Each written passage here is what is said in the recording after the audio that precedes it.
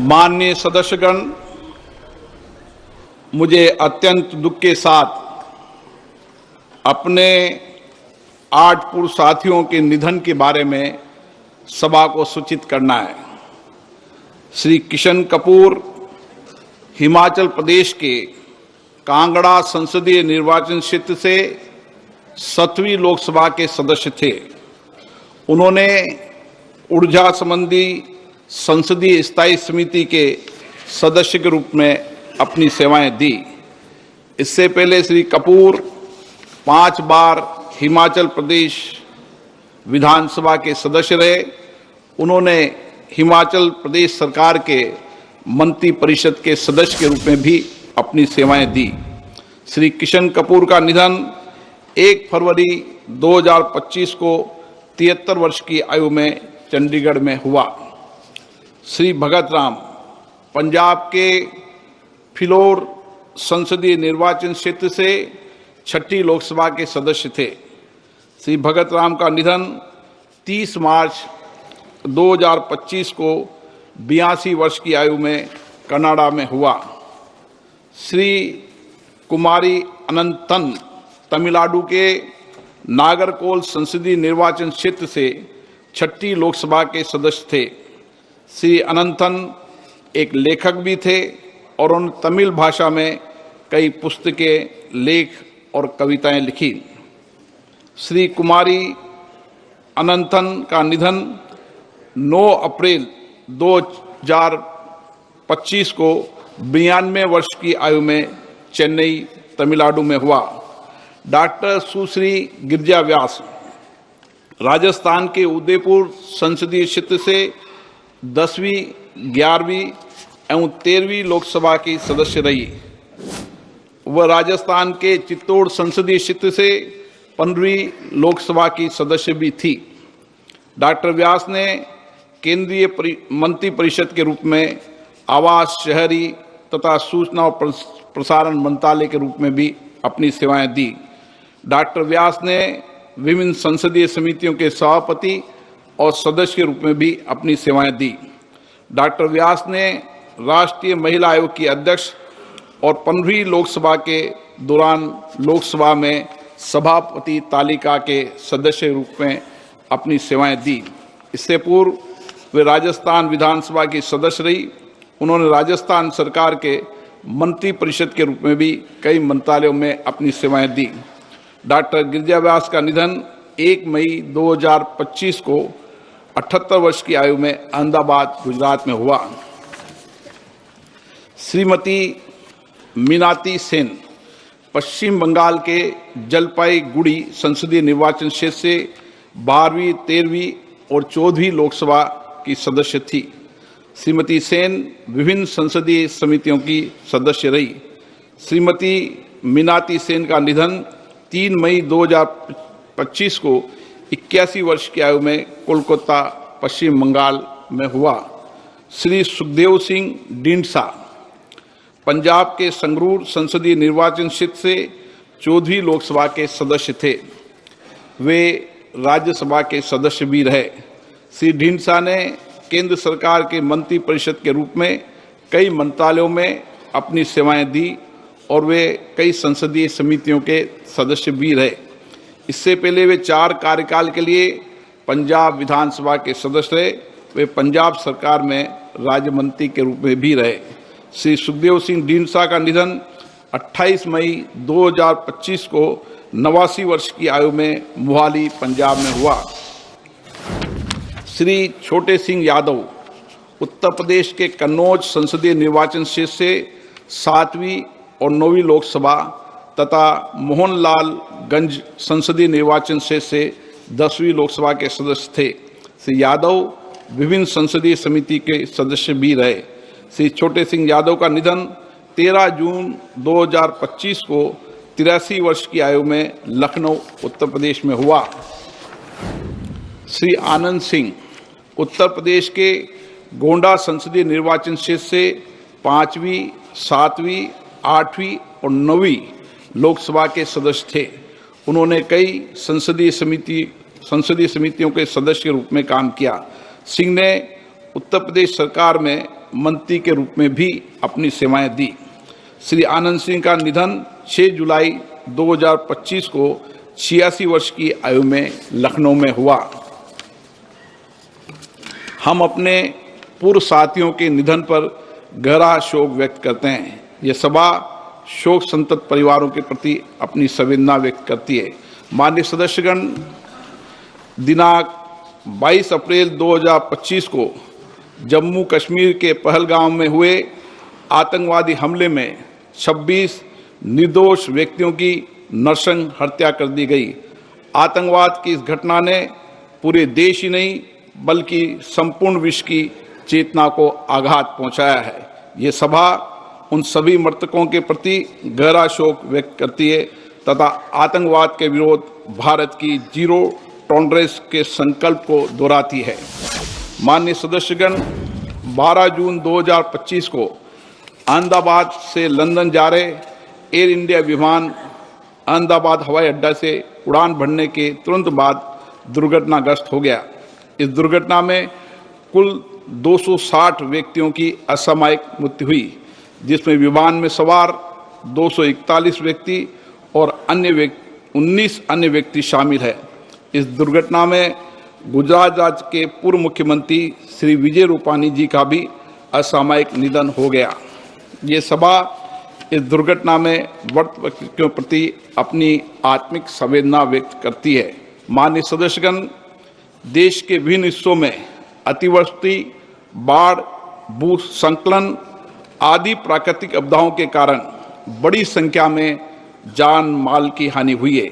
ये सभा प्राकृतिक आपदाओं के कारण दिवंगत हुए व्यक्तियों के परिवारजनों के प्रति अपनी संवेदना प्रकट करती है। अब ये सभा दिवंगत आत्माओं के सम्मान में मौन रहेगी।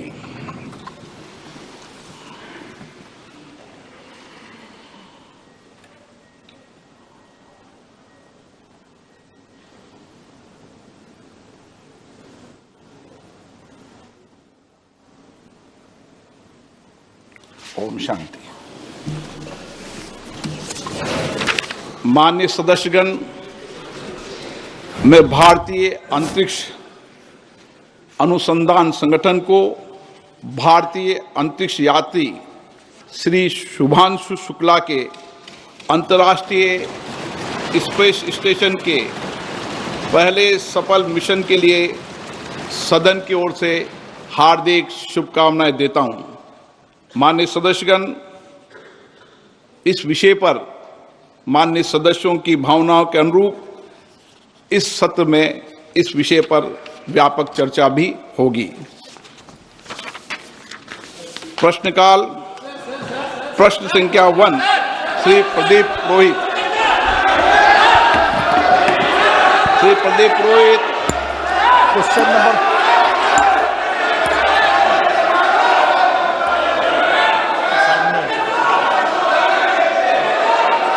Question number 1.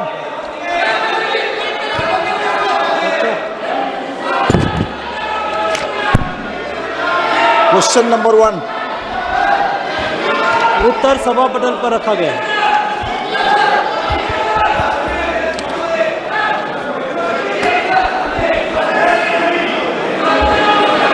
मैं माननीय सदस्यगण, प्लीज अखिलेश जी इनको बिठाइए प्लीज। एक मिनट बैठिए प्लीज, सुनिए, बैठिए मणिकम जी, बैठिए। माननीय सदस्यगण,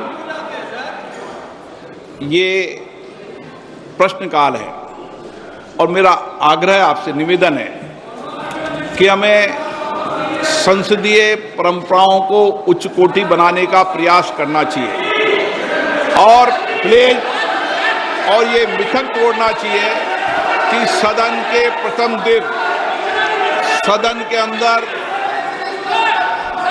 व्यवधान पैदा होगा। हमारे प्रयास होना चाहिए कि हम देश की जनता की भावनाओं के अनुरूप, उनकी इच्छाओं के अनुरूप यहाँ सदन में उनकी आकांक्षा रखें, उनकी भावनाओं को अभिव्यक्त करें और महत्वपूर्ण विषय जो देश में घटना घटी है उन पर व्यापक चर्चा और संवाद हो। इस मिथक को तोड़ना ही चाहिए। मेरा आग्रह आपसे, सदन को आप प्रश्नकाल के बाद प्रश्नकाल जो भी विषय होता है प्रश्नकाल के होते हैं, आप नोटिस दीजिए। ये अखिलेश जी, आप सभी सदस्यों उधर तख्तियां लेके नहीं आए। नो, मैं आपको प्रश्नकाल के बाद सब विषयों पर चर्चा करूं। प्लीज बैठिए, बैठिए। नो,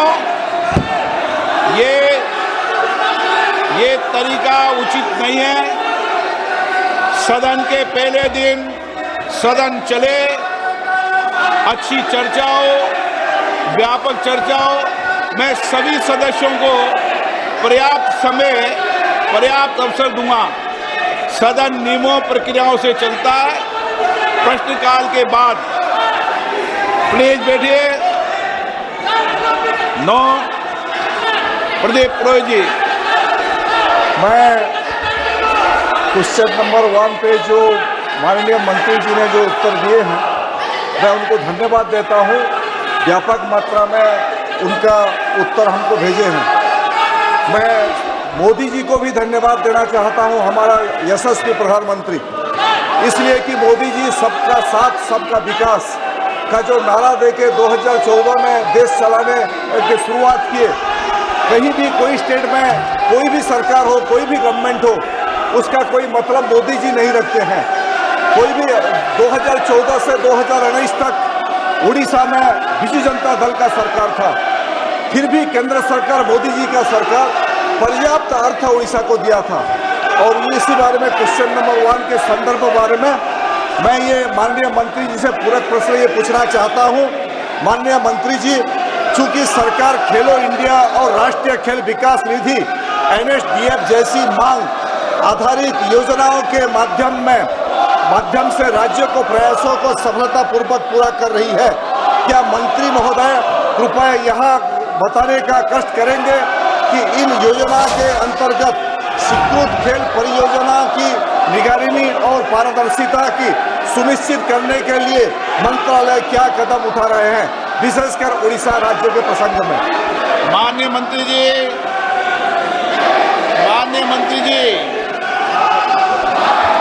अध्यक्ष महोदय, मैं आपके माध्यम से सदस्य जी को बताना चाहती हूँ कि उड़ीसा के राज्य में खेलो इंडिया के माध्यम से हमने लगभग 15 जिलों में खेलो इंडिया के सेंटर दिए हुए हैं। वहाँ पे हमारा खेलो India state centre of excellence भी शुरू है और उसके बावजूद खेलो इंडिया की अलग अलग योजनाएं भी हम वहाँ पे प्रारंभ कर चुके हैं। और मुझे लगता है कि खेलो इंडिया के माध्यम से जो हर डिस्ट्रिक्ट में जो सेंटर हमने दिए हैं, सेंटर के मतलब डिस्ट्रिक्ट के अनुसार से वहाँ पे हर खेल की शुरुआत हो चुकी है और अगर कुछ अलग उनकी अपेक्षा होगी तो हम जरूर पूरी करेंगे। आप ऑपरेशन सिंदूर पर चर्चा करना चाहते हैं?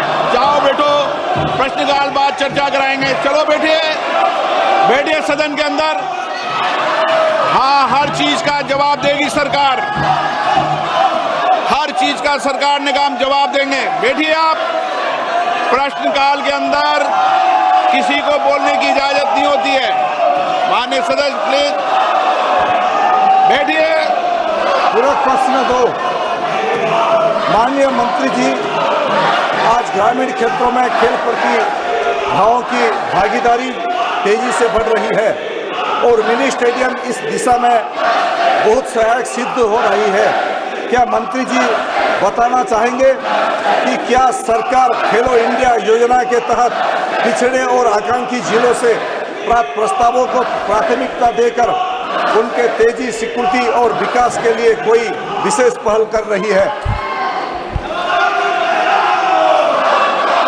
मैं माननीय सदस्य जी को बताना चाहूँगी कि जो मिनी स्टेडियम के बारे में उन्होंने यहाँ पे पूछा है वो राज्य सरकार का विषय है और जो छोटे स्टेडियम है वो राज्य सरकार के माध्यम से पूरे किए जाते हैं। जो केंद्र सरकार के माध्यम से जो बड़ी मांग जो आती है, जो स्टेट गवर्नमेंट को जो सपोर्ट के लिए लगता है वो राशि हम वहाँ पे उपलब्ध करवाते हैं, लेकिन जो डिस्ट्रिक्ट में जो छोटे सेंटर जो चाहिए वो राज्य सरकार के माध्यम से पूरे किए जाएंगे। Doctor Amar Singh, no. आप प्रश्नकाल जैसे महत्वपूर्ण विषय पर जवाब मांगते हो, सरकार जवाब देने को तैयार है। ये सदन है, नारेबाजी करने के लिए आप सदन के बाहर जाओ। सदन में नारेबाजी करना उचित नहीं है। सदन में नियमों से सवाल उठाओ, सरकार जवाब देगी। प्रश्न संख्या 3 विजय कुमार दुबे।